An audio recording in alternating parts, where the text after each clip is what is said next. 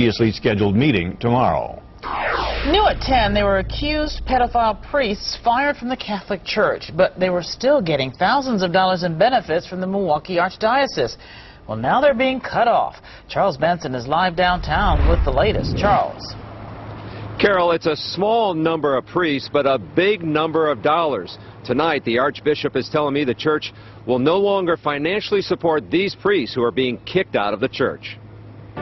Archbishop Jerome Listecki says the church is cutting off all financial ties with 9 priests accused of sexual abuse. The priests are no longer performing church services, but are still in the long process of being officially removed. What would you say to Catholics who might be asking, why would you support these guys in the first place who are accused of doing some horrible things? Well, you know, the sense is your obligation under law to help them in transition out of priesthood.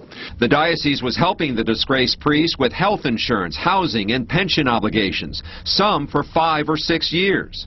My sense was to evaluate, you know, what we've been doing and what we've been providing to fulfill, you know, our obligation, and to now to take an assessment and kind of say that, you know, that obligation has ended. The church says these priests were no longer on the payroll, but the financial support added up to about $90,000 in the past year. But I think it's going to surprise a lot of people. Peter Isley is with an organization that has been critical of the church's handling of priest sex abuse cases. It's really going to be amazing, I think, to Catholics and others, is that, oh my God, we've been paying for these guys all these years.